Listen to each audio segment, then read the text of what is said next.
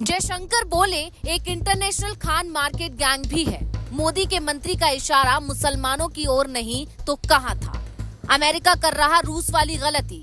देश के दुश्मनों को जयशंकर ने जैसा धोया वैसा किसी विदेश मंत्री ने ना धोया होगा। ना कोई माफिया ना कोई टी कंपनी, फिर कौन है जो चला रहा इंटरनेशनल खान मार्केट गैंग? खुलासा सुन हिल जाएंगे। 4 जून के बाद खान मार्केट गैंग पर चलेगा मोदी वाला बुलडोजर। जयशंकर ने तैयार की ऑपरेशन क्लीन वाली फाइल। मोदी के मंत्री एस जयशंकर वैसे बहुत ही शांत मुद्रा में रहते हैं, लेकिन एक इंटरव्यू के दौरान एस जयशंकर ने देश के दुश्मनों को जैसे धोया, उसकी चर्चा अब चारों तरफ हो रही है। जयशंकर के ये तल्ख तेवर देखकर हर कोई हैरान है। यहाँ तक कि जयशंकर का ये बयान भारत से ज्यादा अमेरिका में वायरल होने वाला है। I want to tell you there's an international Khan market gang as well. These are people who are sort of linked, to the entitled people out here. They are socially comfortable with them. They know them. They feel like them. They advance similar viewpoints. They are essentially a kind of a elitist left-lib thought process. So there's a symbiotic relationship between the two. So I think when the sales are down in the domestic Khan market, the international Khan market gang feels, look, I need to pep up these guys and give them support.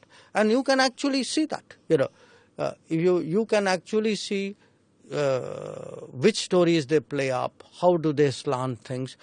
They, in fact, in previous elections, perhaps even in this one, they have actually openly endorsed.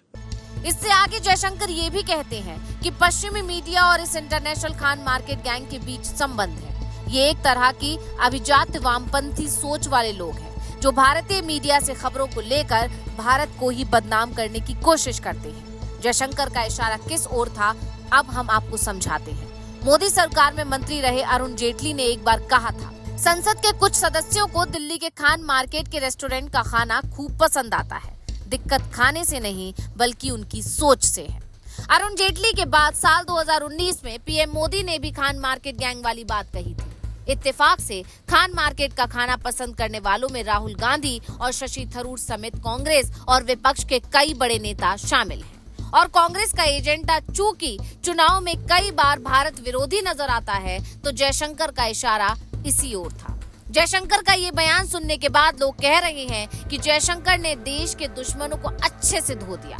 सिर्फ यही नहीं, जयशंकर ने उन तमाम media संस्थानों को भी अपने निशाने पर ले लिया जो मोदी सरकार की आलोचना करने का कोई मौका नहीं छोड़ते। जयशंकर ने इस तरह के मीडिया संस्थानों को एक तरह का गिरोह भी करार दे दिया।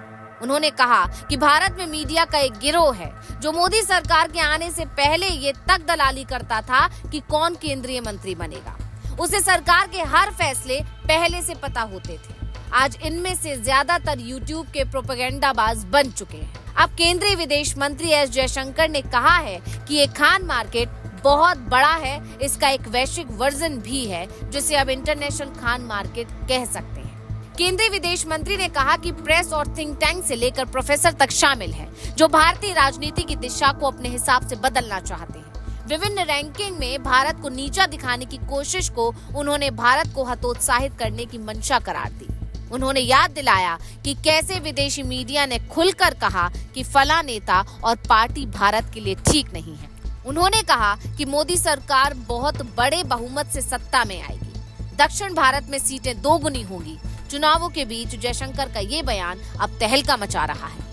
हर कोई हैरान है कि हमेशा हल्के अंदाज में दुश्मनों और विरोधियों को हड़काने वाले जयशंकर अचानक इतने तल्ख अंदाज में कैसे आ गए। Bureau report, global Bharat TV.